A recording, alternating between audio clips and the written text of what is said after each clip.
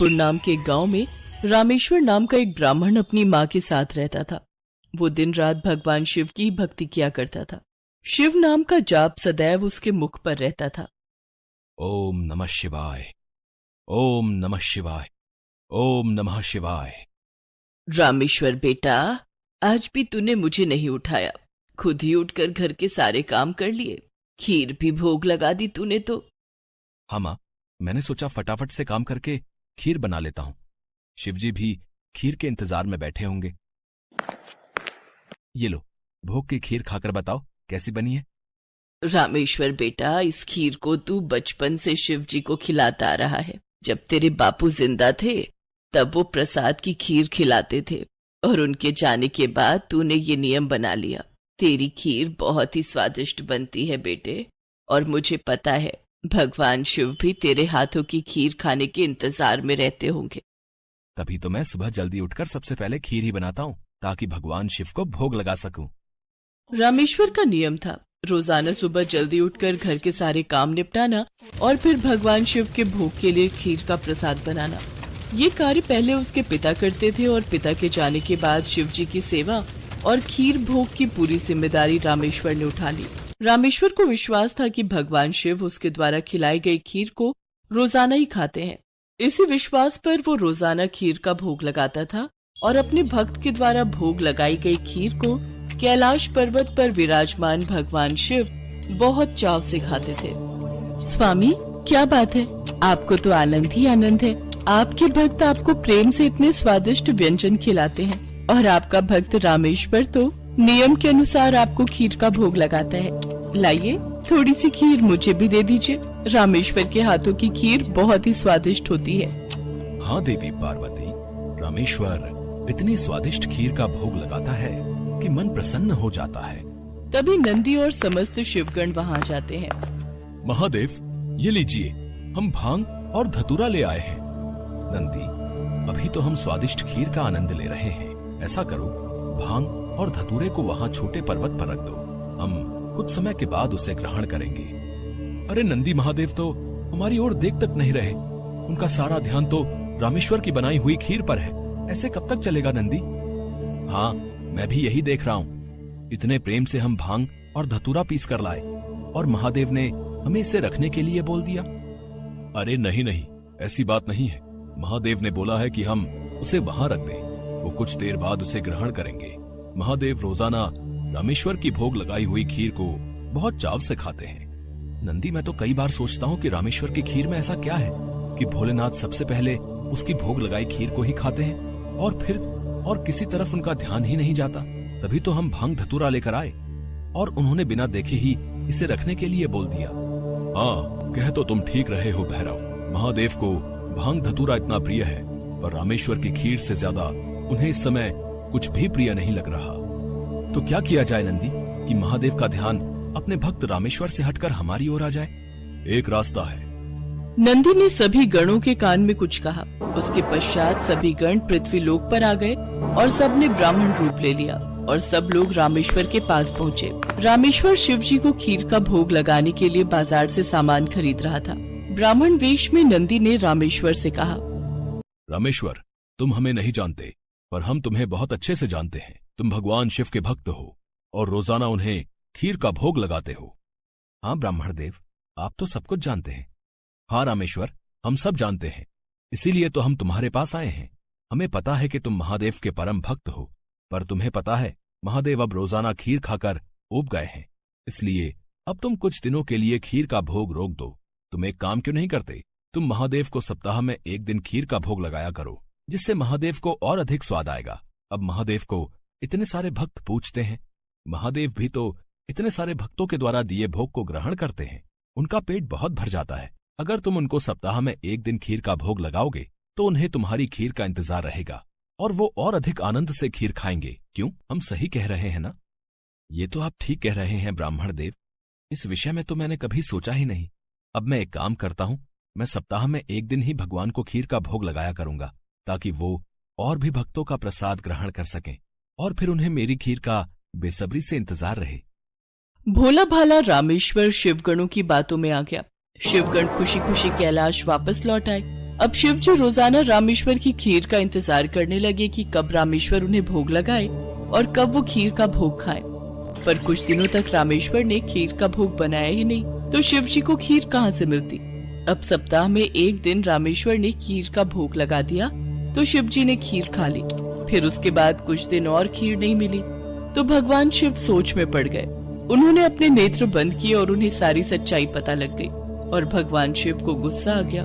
शिव जी को गुस्से में आया देख सभी गण उनके समक्ष हाथ जोड़कर खड़े हो गए। नंदी, श्रृंगी, वीरभद्र, भैरव, तुम सभी गण जानते भी हो कि तुमने क्या किया है। मेरे भक्त रामेश्वर के द्वारा भोग में अर्पित की गई खीर मुझे कितनी प्रिय है और तुमने उसे खीर का भोग रोजाना लगाने के लिए मना कर दिया। महादेव, हमें क्षमा कर दीजिए, हमसे भूल हो गई। महादेव, जब हम आपको खीर खाता हुआ देखते थे तो हम यही सोचते थे कि आप हमारी ओर ध्यान नहीं दे रहे हैं। अच्छा, तो ये कारण है, पर तुम सब ये नहीं जानते कि मेरा प्रेम अपने सभी भक्तों पर एक समान है। मैं भला तुम्हें कैसे भूल सकता हूँ? तुम तो मेरे हृदय में वास करते हो। तुम सब तो मेरी ही शक्तियों द्वारा उत्पन्न हुए हो। संसार में मेरा प्रत्येक भक्त मुझे एक समान प्रिय है और प्रत्येक भक्त के हृदय में मैं ही विद्यमान हूँ। इसलिए मेरा प्रेम कभी भी कम या ज्यादा नहीं हो सकता। माता पिता के लिए तो उनके सभी बच्चों में प्रेम एक समान होता है, फिर तुम ये भूल कैसे सकते हो? भगवान शिव की बातें सुनकर सभी शिवगण समझ गए कि उन्होंने कितनी बड़ी भूल कर दी। सचमुच महादेव का प्रेम तो अपने सभी भक्तों के लिए एक समान रहता है। इसके बाद सभी शिवगण फिर से एक बार रामेश्वर के पास गए।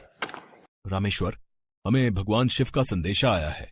वो कह रहे थे कि तुम्हारी खीर इतनी स्वादिष्ट होती है कि वो सप्ताह भर की प्रतीक्षा नहीं कर सकते। सप्ताह में एक दिन भोग से उनका मन ही नहीं भरता। इसलिए उनकी आज्ञा है कि तुम रोजाना ही उन्हें खीर का भोग लगाया करो। आप सच कह रहे हैं ब्राह्मण देव? भगवान शंकर को मेरे हाथों की बनी खीर इतनी प्रिय है? ठीक है, फिर मैं रोजाना उन्हें खीर का भोग लगाऊंगा। ये सुनकर रामेश्वर बहुत खुश हुआ। अब एक बार फिर रामेश्वर रोजाना खीर बनाकर भगवान शिव को भोग लगाने लगा। अब तो समस्त शिवगण भी भगवान शिव के साथ रामेश्वर द्वारा भोग लगी प्रसाद की खीर का आनंद लेते और खूब भरपेट खीर को खाते। भगवान शिव और देवी पार्वती दोनों सभी गणों को इस प्रकार खीर खाता देख मंद मंद मुस्कुराने लगे। भगवान शिव ने अपने परम भक्त रामेश्वर को सभी सुख सुविधाओं से पूर्ण रखा। उसके जीवन में कभी भी कोई कठिनाई नहीं आई। रामेश्वर का विवाह एक बहुत ही सुशील कन्या के साथ हुआ। उसके घर में 2 बच्चों का जन्म हुआ। अपने परिवार के साथ संपूर्ण जीवन खुशी खुशी व्यतीत करके रामेश्वर अंत में मोक्ष को प्राप्त हुआ।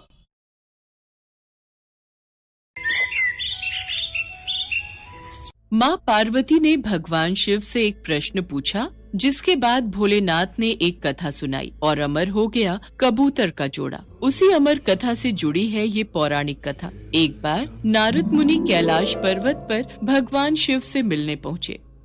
नारायण नारायण, प्रणाम माते। आइए देवर्षि नारद, कैसे आना हुआ? माते, मैं तो भगवान शिव और आपके दर्शन करने आया हूँ, पर महादेव कहीं दिखाई नहीं दे रहे। वे तो भ्रमण के लिए गए हैं, कुछ देर में लौटेंगे। देवर्षि नारद माँ पार्वती से वार्तालाप करने लगे। तभी उन्होंने माँ पार्वती से पूछा, माते, क्या आप अमर कथा के बारे में जानती हैं? अमर कथा? वो कौन सी कथा है? उसके बारे में तो मैं नहीं जानती। नारायण नारायण, माते, जब भगवान भोलेनाथ आएंगे तब आप उनसे इस बारे में पूछना। अच्छा माते, मैं चलता हूँ। नारायण नारायण। पार्वती माता सोच में पड़ गई कि ऐसी कौन सी कथा है जो स्वामी ने मुझसे नहीं कही। तभी भोलेनाथ कैलाश पर लौट आते हैं। माता पार्वती उनसे इस बारे में चर्चा करती हैं। प्रभु, आपने मुझे कभी अमर कथा के बारे में क्यों नहीं बताया? मुझे आज और अभी अमर कथा सुननी है। ठीक है देवी, मैं आपको आज अमर कथा सुनाऊंगा, परंतु उसके कुछ नियमों का पालन आपको करना पड़ेगा। अमर कथा के दौरान आपको एक क्षण के लिए भी सोना नहीं है। आप बीच बीच में हुंकार भरती रहना, ताकि मुझे आभास रहे कि आप कथा सुन रही हैं, क्योंकि मेरे नेत्र भी उस क्षण बंद रहेंगे।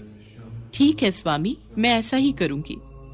भगवान शंकर ने माता पार्वती से एकांत और गुप्त स्थान पर अमर कथा सुनने को कहा, जिससे कि अमर कथा कोई अन्य जीव न सुन पाए। क्योंकि जो कोई भी इस अमर कथा को सुन लेता है वो अमर हो जाता। इसके पश्चात शिवजी देवी पार्वती को अमर कथा कहने एक गुफा में ले गए। पुराणों में कहा जाता है शिव जी ने देवी पार्वती को अमरनाथ की गुफा में अपनी साधना की अमर कथा सुनाई थी, जिसे हम अमृतत्व कहते हैं। प्रचलित कथा के अनुसार भगवान भोलेनाथ ने अपनी सवारी नंदी को पहलगाम पर छोड़ दिया, जटाओं से चंद्रमा को चंदनवाड़ी में अलग कर दिया और गंगा जी को पंचतरणी में तथा कंठाभूषण सर्पों को शेषनाग पर छोड़ दिया। इस प्रकार इस पड़ाव का नाम शेषनाग पड़ा। अगला पड़ाव गणेश पड़ता है। इस स्थान पर भोलेनाथ ने अपने पुत्र गणेश को भी छोड़ दिया था, जिसको महागुणा का पर्वत भी कहा जाता है। पिस्सू घाटी में पिस्सू नामक कीड़े को भी त्याग दिया। इस प्रकार महादेव ने जीवनदायिनी पांचों तत्वों को भी अपने से अलग कर दिया। इसके बाद माँ पार्वती सहित उन्होंने गुप्त गुफा में प्रवेश किया और अमर कथा माँ पार्वती को सुनाने लगे।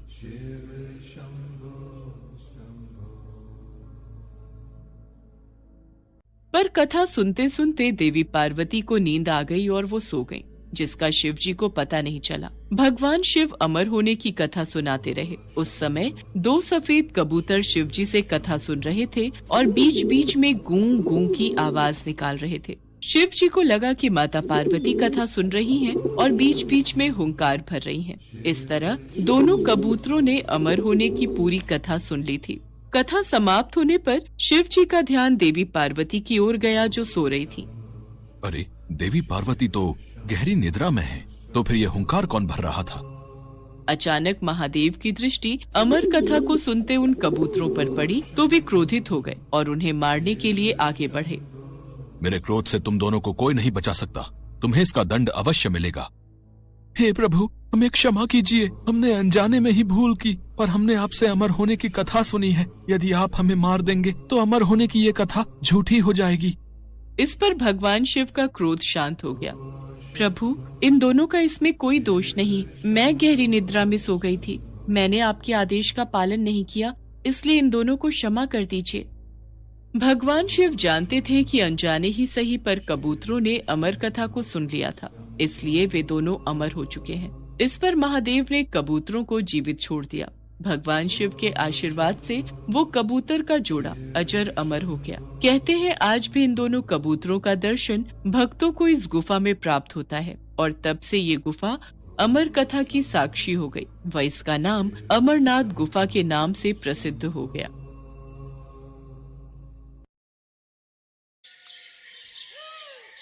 पृथ्वी की रक्षा और जन कल्याण के हित के लिए अनेकों बार भगवान विष्णु की भांति भगवान शिव ने भी अवतार लिया है। भगवान शिव द्वारा लिया गया ऐसा ही एक अवतार है बटुक अवतार। बटुक का अर्थ होता है छोटा बच्चा। पौराणिक कथा के अनुसार एक बार मां पार्वती की पुत्री अशोक सुंदरी ने हुंड नामक दैत्य को अपनी बाल्यावस्था में एक श्राप दिया था कि उसकी मृत्यु अशोक सुंदरी के होने वाले पति नहुष के हाथों ही होगी। इसलिए बाल्यावस्था में ही हुंड ने नहुष का वध करने की योजना बनाई। मैं अशोक सुंदरी के श्राप को सिद्ध होने से पहले ही नष्ट कर दूंगा। मैं बाल्यावस्था में ही नहुष और अशोक सुंदरी का वध कर दूंगा। मुझे ये बात माताश्री को बतानी होगी। माताश्री, माताश्री, आप कहाँ हो? मेरा हृदय व्याकुल हो रहा है। क्या हुआ अशोक सुंदरी? आप इतनी घबराई हुई क्यों हो पुत्री? माताश्री, हुंड राक्षस नहुष को मारने के लिए निकल चुका है। वो नहुष का वध करने वाला है। उसको रोक लीजिए माताश्री, नहीं तो अनर्थ हो जाएगा। हुंड राक्षस की इतनी हिम्मत कि वो नहुष की हत्या करने का साहस कर बैठा। आज हुंड दैत्य को मेरे हाथों से कोई नहीं बचा सकता। देवता, ऋषि, मुनि सब हुंड के प्रकोप से तंग आ चुके हैं। अब मुझे उसका संहार करना ही होगा। देखते ही देखते माँ पार्वती माँ काली के रूप में आ जाती हैं। उनका क्रोध बढ़ रहा था। वो हाथों में खड्ग लिए हुंड के वध के लिए निकल पड़ती हैं। किंतु यदि वो हुंड का वध कर देती तो वो प्रकृति के खिलाफ हो जाता, क्योंकि हुंड दैत्य का वध नहुष के हाथों ही लिखा था। इसलिए माँ काली को रोकना जरूरी था। पर उनके क्रोध को कौन रोकेगा, यही समस्या थी। नारायण नारायण। प्रभु, माँ काली तो क्रोध में आकर हुंड का वध करने निकल चुकी हैं। अब इनके क्रोध को कौन शांत करेगा? कौन इन्हें रोकेगा? आप सही कह रहे हैं देवर्षि नारद। मां काली को यदि रोका नहीं गया तो अनर्थ हो जाएगा। अब तो सिर्फ महादेव ही उनके क्रोध को शांत कर सकते हैं, जिस प्रकार उन्होंने पहले भी कई बार मां काली के मार्ग में आकर उनके क्रोध को शांत किया है। आप तो जानते ही हैं देवर्षि नारद, जब देवी पार्वती अत्यंत क्रोधित होती हैं तो वो महाकाली का रूप धारण कर लेती हैं और फिर उनके क्रोध को शांत करना असंभव हो जाता है। इतनी देर में सभी देवी देवता भगवान विष्णु के पास प्रकट होते हैं। प्रभु, देवी काली अत्यंत क्रोधित हो चुकी है। संसार भय से कांप रहा है। प्रभु, कुछ कीजिए। प्रभु, कुछ कीजिए। आप चिंतित मत होइए देवराजेंद्र, हम सब भगवान शिव के पास चलते हैं। महादेव, सभी देवी देवता आपके पास विनती हेतु आए हैं, इनकी सहायता कीजिए। मैं आपकी क्या सहायता कर सकता हूँ ब्रह्मदेव? आखिर क्या हुआ है? महादेव, हुंड दैत्य को पता चल चुका है कि भविष्य में उसका वध आपके होने वाले जामाता नहुष के हाथों ही होगा, इसलिए वो उसकी हत्या हेतु निकला है। देवी पार्वती इसी कारण क्रोध में आ गई हैं और उन्होंने मां काली का रूप धारण कर लिया है। अब उनके क्रोध को केवल आप ही शांत कर सकते हैं देवाधिदेव। काली के क्रोध को शांत करने के लिए मुझे उनके सामने जाना होगा। सभी देवी देवताओं को आश्वासन देकर भगवान भोलेनाथ देवी काली के समक्ष प्रकट होते हैं। देवी काली क्रोध की अग्नि में जल रही थी। वो भगवान शिव को अपने सामने देखकर विशाल रूप धारण कर लेती हैं और उनका क्रोध अत्यधिक बढ़ जाता है। शिव जी भी उन्हें रोकने के लिए अपना विशाल रूप धारण कर लेते हैं। रुक जाओ देवी पार्वती, शांत हो जाओ। नहीं, अब मेरा क्रोध तभी शांत होगा जब मैं हुंड दैत्य का वध करूंगी। देवी पार्वती, यदि आपने हुंड का वध कर दिया तो हमारी पुत्री अशोक सुंदरी द्वारा दिए गए उस श्राप का क्या होगा? वो श्राप व्यर्थ जाएगा। आप उस श्राप की मर्यादा को कैसे भंग कर सकती हो? आप जानते हैं प्रभु, हुंड ने हमारी पुत्री और होने वाले जामाता को मारने का दुस्साहस किया है और आप कहते हैं कि मैं शांत हो जाऊं? नहीं। देवी पार्वती, आसमान की ओर देखिए। सभी देवी देवता आपके इस रौद्र रूप को देखकर घबरा रहे हैं। शांत हो जाओ पार्वती, यही संसार के हित में है। नहीं, अब मुझे कोई शांत नहीं कर सकता। आप मेरे मार्ग से हट जाइए, मैं आज नहीं रुकूंगी। पर रुकिए देवी पार्वती, हमारी पुत्री अशोक सुंदरी और नहुष दोनों ही सकुशल हैं, उन्हें कुछ नहीं हुआ। नारायण नारायण, अब क्या होगा प्रभु? माता तो क्रोध की अग्नि में आगे बढ़ चुकी है। अब महादेव माता को कैसे शांत करेंगे? उन्होंने तो महादेव की बात को मानने से भी इनकार कर दिया है। देवर्षि नारद, भगवान शिव के होते हुए हमें चिंता करने की कोई आवश्यकता नहीं है। वो देवी काली के क्रोध को शांत अवश्य करेंगे, आप निश्चिंत रहिए। माँ काली क्रोध में आगे बढ़ती जा रही थी। तभी उन्हें एक बालक के रोने की आवाज सुनाई दी। वास्तव में वो बालक कोई और नहीं बल्कि महादेव का ही अवतार था, जो हूबहू दिखने में महादेव की तरह ही था। अपने बाल रूप में महादेव रोए जा रहे थे। उनका रोना बंद नहीं हो रहा था। लगातार रोते बच्चे की आवाज को सुनकर माँ काली रुक जाती है। बच्चे का रोना माँ काली से देखा नहीं गया। वो उस बालक के पास जाती है। छोटे से बालक को रोता हुआ देख माँ काली से रहा नहीं जाता और वो उस बालक को गोद में उठा लेती है। ये बालक क्यों रो रहा है? ये बालक तो चुप ही नहीं हो रहा। लगता है मेरे इस रूप को देखकर ये डर रहा है। मुझे अपने वास्तविक रूप में आ जाना चाहिए। बालक की करुण आवाज को सुनकर माँ काली अपना क्रोध भूल जाती है और वो अपने वास्तविक रूप में आ जाती है और बच्चे को खिलाने लगती है। बालक भी चुप हो जाता है। तभी वहां पर देवर्षि नारद और भगवान विष्णु सभी देवताओं के साथ प्रकट होते हैं। देवी पार्वती, ध्यान से इस बालक की तरफ देखिए। आपके क्रोध को शांत करने के लिए ही महादेव ने इस बालक का रूप धरा है और ये जो रो रहे थे वो इनकी पीड़ा थी।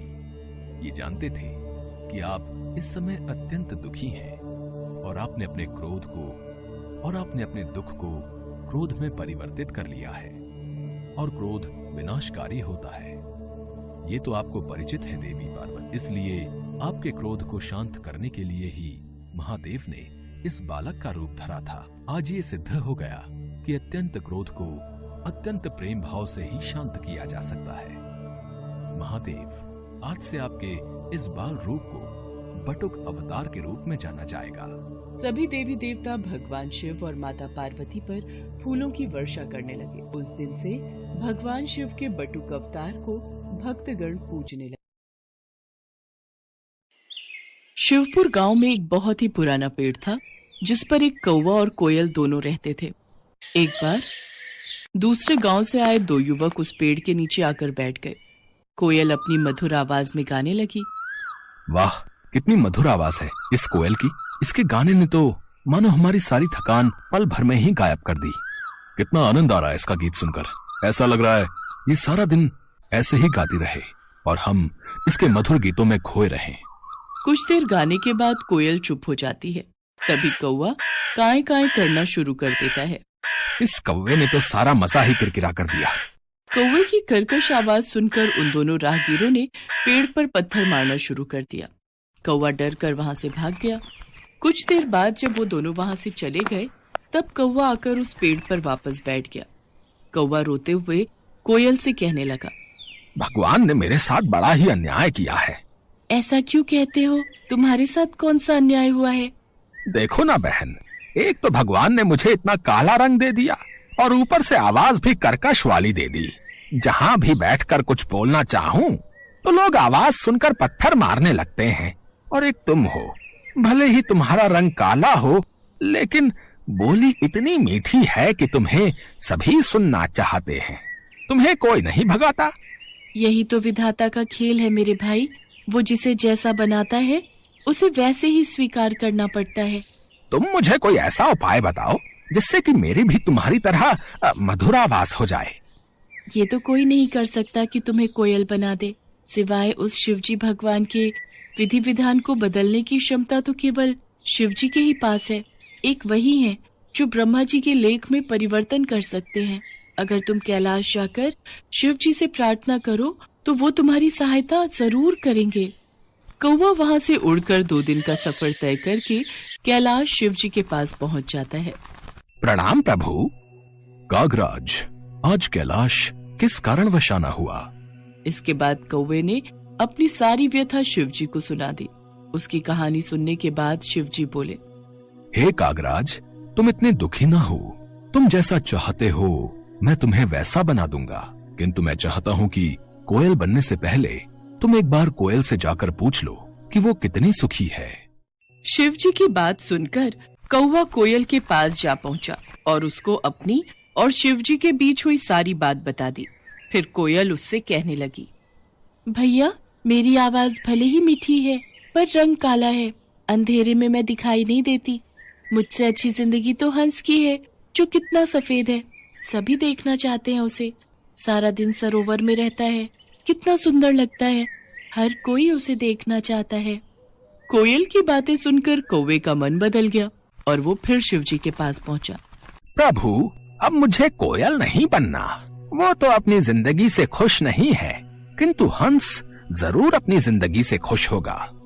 ठीक है, मैं तुम्हें जरूर हंस बना दूंगा, पर एक बार जाकर तुम हंस से पूछकर आओ कि वो कहीं अपनी जिंदगी से दुखी तो नहीं है। कौवा एक बार फिर उड़कर हंस के पास पहुंचा। भाई, मैं तुमसे कुछ पूछना चाहता हूँ। पूछो भाई, क्या पूछना चाहते हो? तुम तो अपनी जिंदगी में बहुत खुश होगी ना? नहीं भाई, मुझे हमेशा डर लगा रहता है कि कहीं कोई मेरा शिकार न कर ले। लेकिन तुम्हारा शिकार कौन करेगा?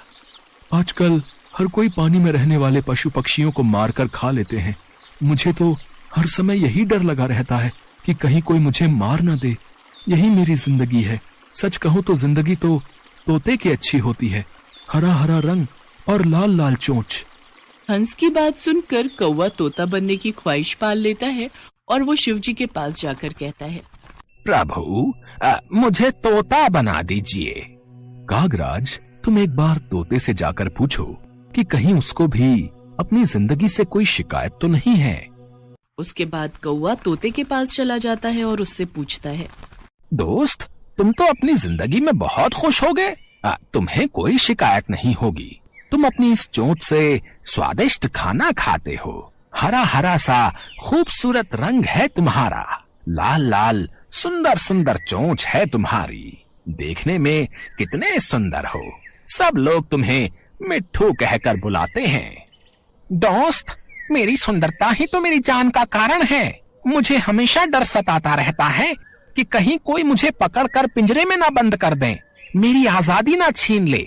असली सुंदरता तो मोर के पास है, सुंदर सुंदर पंख, और जब वो नृत्य करता है तो कितना सुंदर लगता है। तोते की बात सुनने के बाद कौवा शिवजी के पास गया और बोला, प्रभु, ना ही मुझे हंस बनना है और ना ही तोता, कृपा करके मुझे मोर बना दीजिए। मोर तो अपनी जिंदगी से बहुत खुश होगा। कागराज, तुम एक बार मोर से भी पूछ लो, उसे कहीं अपनी जिंदगी से कोई शिकायत तो नहीं है। कौवा मोर को ढूंढने गया, लेकिन वो उसे कहीं दिखाई नहीं दिया। फिर वो उसे चिड़ियाघर में मिलता है। भाई, तुम दिखने में कितने सुंदर हो। जब तुम नाचते हो तो तुम्हारी खूबसूरती में 4 चांद लग जाते हैं। लोग तो तुम्हारे साथ फोटो खींचने में कितने खुश रहते हैं। और एक मैं काला कलूटा, अगर मैं किसी की छत पर भी बैठ जाऊं तो वो मुझे वहां से भगा देते हैं। अरे काहे की सुंदरता, इसी सुंदरता के कारण तो आज मैं पिंजरे में कैद हूँ। अगर बाहर रहता हूँ तो हर समय डर रहता है कि कब न जाने कौन आकर मेरे पंख नोच ले, कहीं कोई मेरा शिकार न कर ले। सबसे अच्छी जिंदगी तो तुम्हारी है, ना ही तुम्हें कोई पकड़ता है और ना ही तुम्हारा शिकार करता है। अपनी आजादी में रहते हो, लेकिन फिर भी न जाने क्यों तुम्हें खुद से शिकायत रहती है कि तुम्हारा रंग काला है और आवाज बेकार है। सच कहूँ तो यही तुम्हारा सुरक्षा कवच है। मैं तो ईश्वर से प्रार्थना करता हूँ कि अगले जन्म में मुझे कौवा ही बनाए।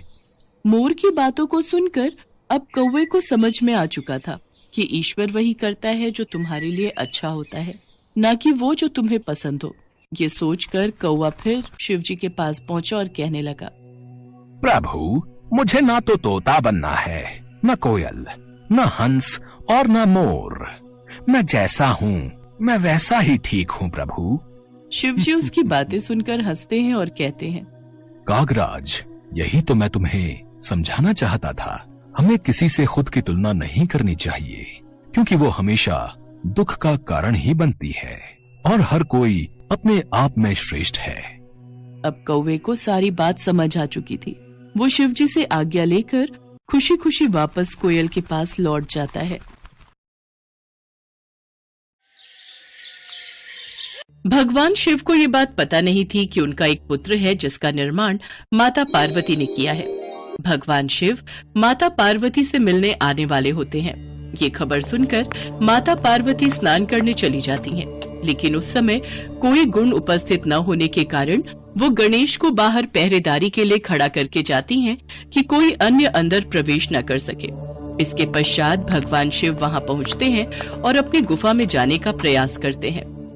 गणेश जो द्वार पर पहरेदारी कर रहे होते हैं, वो शिव जी को अंदर जाने से रोकते हैं। शिव जी को आश्चर्य होता है कि ये बालक कौन है जो उन्हें उनके ही निवास स्थान पर जाने से रोक रहा है। कौन हो तुम धूर्त बालक, जो इस तरह से बात कर रहे हो? हम स्वयं ही भीतर जाकर देवी पार्वती से पूछते हैं, ये कौन बालक हमारे द्वार पर हमारा रास्ता रोककर खड़ा है? रुकिए, आपको भीतर जाने की अनुमति नहीं है। मेरी माता श्री का आदेश है कि कोई भी भीतर न जाने पाए, और जब तक वो नहीं कहती मैं किसी को भी इस महल के भीतर नहीं जाने दूंगा। बालक, हमें क्रोध मत दिलाओ, हमारे सामने से हट जाओ, वरना हमारे क्रोध को तुम नहीं जानते हो। और आप मुझे नहीं जानते, मेरे होते हुए इस द्वार को कोई नहीं लांघ सकता। तो फिर आज हमारे हाथों तेरा वध होगा। ले बचा अपने आप को हमारे इस वार से। अच्छा, तो आप युद्ध करना चाहते हैं तो ये भी हो जाए। इसी बात पर गणेश जी और शिव जी में युद्ध प्रारंभ हो जाता है। युद्ध में भगवान शिव अपने त्रिशूल से गणेश का सिर धड़ से अलग कर देते हैं। सभी देवता भी वहां उपस्थित होते हैं और उन्हें भी इस बात का अंदाजा नहीं होता है कि गणेश कौन है। सबकी आवाजें सुनकर माता पार्वती बाहर आती हैं और ये देखती हैं कि उनके पुत्र का धड़ अलग और सिर अलग है। माता पार्वती क्रोध से भर गई और शेर सवारी माँ दुर्गा के रूप में आ गई। उन्होंने अपनी सभी शक्तियों को प्रकट कर प्रलय मचाने का आदेश दिया। शैलपुत्री, ब्रह्मचारिणी, कुष्मांडा, स्कंद माता, कात्यायनी, कालरात्रि, महागौरी, सिद्धिदात्री, मेरे 9 रूप, मेरी 9 शक्तियां प्रकट हो। देखते ही देखते माँ दुर्गा के 9 रूप 9 देवियां प्रकट हो गईं। मेरी शक्तियों, सारे संसार में प्रलय मचा दो। सबसे पहले उनका विध्वंस करो जो मेरे पुत्र को मारकर आनंद मना रहे हैं, विजय उत्सव मना रहे हैं। स्वजन परिजन का भेद भुलाकर जो मिले उन्हें तुरंत यमपुरी पहुंचा दो। जो आज्ञा मातेश्वरी। सभी देवी शक्तियां संपूर्ण कैलाश सहित पूरे ब्रह्मांड में विध्वंस करने लगी। संपूर्ण ब्रह्मांड में कोलाहल मच गया। सभी ऋषिगण और देवतागण माता से प्रार्थना करने लगे। हे मातेश्वरी, शांत हो जाइए, नहीं तो अनर्थ हो जाएगा। ये पूरी सृष्टि आपके क्रोध की ज्वाला से भस्म हो जाएगी। जब तक मेरा पुत्र जीवित नहीं हो जाता तब तक चारों ओर ऐसी ही तबाही मची रहेगी। अब तो भगवान भोलेनाथ ही कुछ कर सकते हैं। हम सभी को उनके पास जाना चाहिए। सभी देवतागण और ऋषिगण भगवान भोलेनाथ के पास जाते हैं। हे महादेव, माँ पार्वती का क्रोध बढ़ता ही जा रहा है। उनकी 9 शक्तियाँ पूरे ब्रह्मांड का विध्वंस कर देंगी। कुछ कीजिए प्रभु, उनका क्रोध शांत करने के लिए कुछ कीजिए। माँ पार्वती ने कहा है, जब तक गणेश को पुनर्जीवन नहीं मिल जाता तब तक उनका क्रोध शांत नहीं होगा। अगर गणेश को पुनर्जीवन नहीं मिला तो सर्वनाश हो जाएगा। आप चिंता मत कीजिए, मैं इस समस्या का समाधान सोच चुका हूँ। पर महादेव, आप बालक गणेश को पुनर्जीवित कैसे करेंगे? बालक गणेश का मस्तक तो आपके त्रिशूल के प्रहार से क्षत विक्षत हो गया है। होगा, अवश्य होगा। हे मधुसूदन, आप उत्तर दिशा की ओर जाइए और जो भी प्राणी आपको सबसे पहले दिखाई दे उसका मस्तक काट कर ले आइए। भगवान श्री हरि विष्णु उत्तर दिशा की ओर प्रस्थान करते हैं। उत्तर दिशा का अवलोकन करने पर भगवान श्री हरि विष्णु को सबसे पहले दिखाई देने वाला प्राणी एक हाथी था, जो वास्तव में देवराज इंद्र का श्रापित हाथी ऐरावत था। श्री हरि विष्णु मुस्कुराए और उस हाथी के समीप गए। हाथी ने विष्णु जी को नमस्कार किया, मानो वो खुद भी इस श्राप से मुक्त होने की कामना कर रहा हो। श्री हरि विष्णु ने अपने सुदर्शन चक्र से उसका शीश काटकर उसे मुक्ति प्रदान की। ऐरावत हाथी श्राप से मुक्त हो गया और अपने असली रूप में आकर स्वर्ग लौट गया। भगवान विष्णु हाथी का मस्तक लेकर कैलाश लौट आए। उसके पश्चात भगवान शिव गणेश के धड़ से हाथी का मस्तक जोड़ देते हैं। भगवान गणेश जीवित हो जाते हैं और माता पार्वती का क्रोध शांत हो जाता है। सभी देवी देवता भगवान गणेश को अपना अपना आशीर्वाद देते हैं। पुत्र गणेश, मैं तुम्हें वरदान देती हूँ कि संसार में अब से तुम प्रथम पूजनीय कहलाओगे। कोई भी मंगल कार्य शुरू करने के लिए प्रथम पूजा तुम्हारी होगी। श्री गणेश के प्रथम पूजन के बिना कोई भी मंगल कार्य, पूजा पाठ, जप तप, व्रत, धर्म आदि का फल प्राप्त नहीं होगा। आज से गणेश को सभी का अध्यक्ष घोषित किया जाता है। प्रथम पूज्य होने के कारण आज से तुम मेरे सभी गणों के भी अध्यक्ष बनोगे। मेरा आशीर्वाद है, संसार में कोई भी तुम्हारा सामना नहीं कर सकेगा। और फिर सभी देवी देवता बालक गणेश को अपना अपना आशीर्वाद देते हैं। बालक गणेश सभी देवी देवताओं को नमन करते हैं। भगवान भोलेनाथ और माँ पार्वती बालक गणेश को अपने हृदय से लगा लेते हैं। उस दिन से गौरी पुत्र गणेश प्रथम पूजनीय हो गए। संसार में कोई भी शुभ कार्य करने से पहले भगवान गणेश की पूजा होती है। उसके पश्चात ही कोई मंगल कार्य की शुरुआत होती है।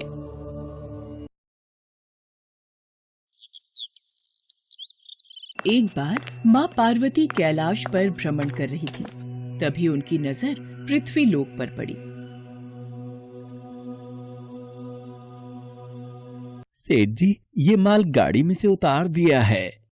ये ले, तेरे आज की कमाई के 200 रुपए।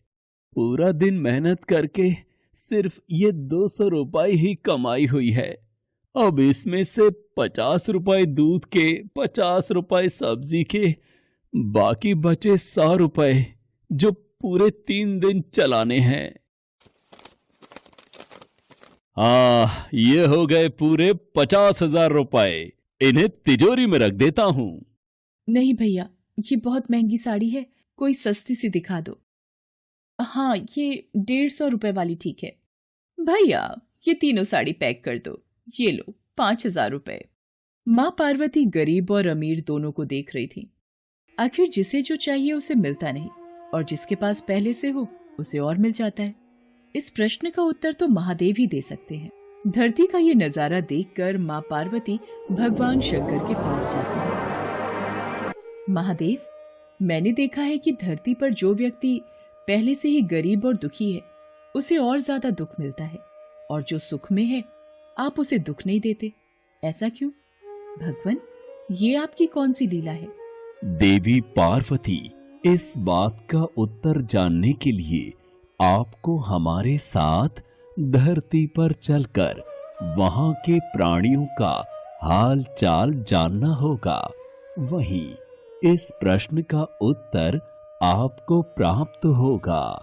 भगवान शिव के कहे अनुसार कुछ समय बाद माँ पार्वती उनके साथ मृत्युलोक में प्राणियों का हालचाल जानने के लिए चल पड़ी। तभी रास्ते में उन्हें एक गरीब पति पत्नी जाते दिखाई दिए। और मिला, कुछ समझ नहीं आ रहा, हमारी गरीबी के दिन कब दूर होंगे। वो चंदन ने फिर एक नई जमीन खरीद ली। सबका भाग्य एक सा नहीं होता है जी। उसके भाग्य में अमीर बनना लिखा है, हमारे में नहीं।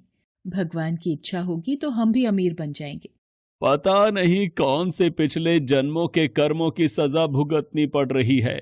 न जाने कौन से बुरे पाप किए थे। हे महादेव, आप इन दोनों पति पत्नी को कुछ ही पलों में अमीर बना सकते हैं। मेरे कहने पर आप इन्हें अमीर बना दीजिए। ये बेचारे कितने दुखी हैं। देवी पार्वती, इन दोनों के भाग्य में अभी अमीर बनना नहीं लिखा है। महादेव, जब हम इन्हें धन दे देंगे तो इनकी गरीबी दूर हो जाएगी, फिर ये भी अमीर और सुखी हो जाएंगे। कृपया करके आप इनकी मदद कीजिए प्रभु। देवी पार्वती, मैं तुम्हारी इच्छा अनुसार इन्हें धन प्रदान कर देता हूँ, पर उसका मिलना या ना मिलना कर्मों पर निर्भर करता है। पार्वती जी के कहने पर भगवान शिव ने सोने की अशर्फियों से भरी एक पोटली उस रास्ते में डाल दी। पोटली से कुछ दूरी पर उर्मिला की नजर गुजरते हुए एक अंधे व्यक्ति पर पड़ी। सुनो जी, हम तो गरीब हैं इसलिए दुखी हैं, पर ये सामने व्यक्ति तो नेत्रहीन है। एक बात समझ नहीं आई, ये नेत्रहीन लोग कैसे जीवन व्यतीत करते होंगे? हाँ, बड़ी मुश्किल होती होगी उर्मिला इन बेचारे नेत्रहीन लोगों को। चलो आज हम भी अंधों की तरह चलकर देखते हैं, देखें ये कैसे जीवन जीते हैं। उर्मिला और सूरज आंखें बंद कर एक दूजे का हाथ थामे चलने लगे। सोने की अशर्फियों की पोटली रास्ते में ही पड़ी रह गई और वे दोनों करीब से गुजर गए। भगवान शिव बोले, देखा देवी पार्वती, इनके भाग्य में अभी गरीबी ही लिखी है। हम कुछ दिन धरती पर ही रहेंगे। यहाँ मनुष्य रूप में रहकर मैं तुम्हारे मन की सभी शंकाओं को दूर करना चाहता हूँ। भगवान शिव और देवी पार्वती ने मनुष्य का रूप धारण किया और पति पत्नी के रूप में एक गांव के पास डेरा जमाया। शाम के समय देवी पार्वती भगवान शिव से बोली, स्वामी, मैं रसोई की तैयारी शुरू करती हूँ। यहाँ पृथ्वीलोक में यदि हम रहने आ ही चुके हैं तो हमें भोजन की भी व्यवस्था करनी होगी। मैं चूल्हा बनाने की तैयारी करती हूँ, आप तब तक भोजन बनाने की सामग्री ले आइए। माँ पार्वती चूल्हा बनाने के लिए बाहर से ईंटें लेने गई। चूल्हा बनाने के लिए मुझे ईंटों की जरूरत है। ये एक जर्जर और टूटा मकान दिखाई दे रहा है। इसकी ईंटें मेरे काम आ जाएंगी, यही ले लेती हूँ। चूल्हा तो तैयार कर लिया, महादेव आते ही होंगे। अरे आप आ गए, ये देखिए मैंने चूल्हा तैयार कर लिया। पर आप खाली हाथ क्यों लौट आए स्वामी? भोजन कैसे बनेगा?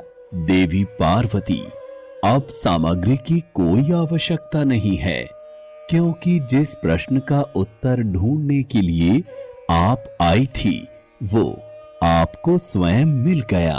मैं कुछ समझी नहीं स्वामी, मेरे प्रश्न का उत्तर मेरे समक्ष ही है। हाँ देवी पार्वती, आप यही जानना चाहती है ना कि इस पृथ्वी पर क्यों गरीब लोग ज्यादा परेशान होते रहते हैं।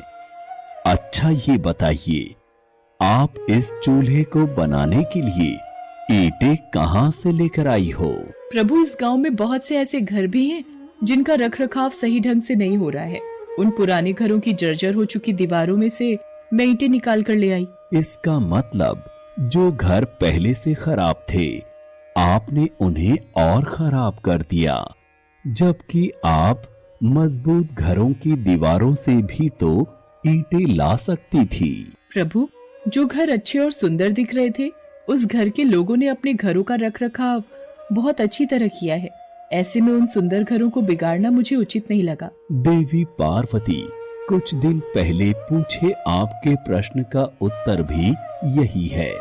जिन लोगों ने अपने जीवन को अच्छे कर्मों से सुंदर बना रखा है उन्हें दुख कैसे हो सकता है? इस संसार में हर मनुष्य अपने कर्मों का ही फल पाता है। सबके पास सब कुछ नहीं होता। मनुष्य के पिछले जन्मों का कर्म उसे इस जन्म में भुगतना ही पड़ता है, और यदि वो अपने इस जन्म और आने वाले अन्य जन्मों को सुखी बनाना चाहता है तो हमें सदैव ही पुण्य कार्य करते रहना चाहिए, ताकि हमारे कर्म उसमें जुड़ते रहें। आपको ज्ञात है, वो मार्ग में उस दिन एक नेत्रहीन व्यक्ति, हाँ स्वामी, मुझे ज्ञात है। वो देखिए देवी पार्वती, उसके पास धन दौलत ऐशो आराम की कोई कमी नहीं है, परंतु उसकी आंखों का इलाज नामुमकिन है। ये उसके पिछले जन्म के कर्मों से जुड़ा है। उसने पिछले जन्म में जानबूझकर किसी निर्दोष की आंखों की रोशनी छीन ली थी, इसलिए ये इस जन्म में नेत्रहीन हो गया। पर इसके कुछ पुण्य कार्यों की वजह से ये अमीर बना। और वो गरीब पति पत्नी स्वामी? देवी, वो दोनों पिछले जन्म में एक कंजूस अमीर सेठ सेठानी थे, जो कभी भी कोई दान पुण्य नहीं करते थे। इसलिए इस जन्म में उन्हें गरीबी और दुख मिला। पर इन दोनों के अच्छे कर्म इनका आगे का जीवन सुखी बना सकते हैं। इस पृथ्वी पर कोई भी मनुष्य पूरी तरह से सुखी नहीं है देवी। हर मनुष्य के पास कोई न कोई दुख और समस्या है। मुझे उत्तर मिल गया है स्वामी।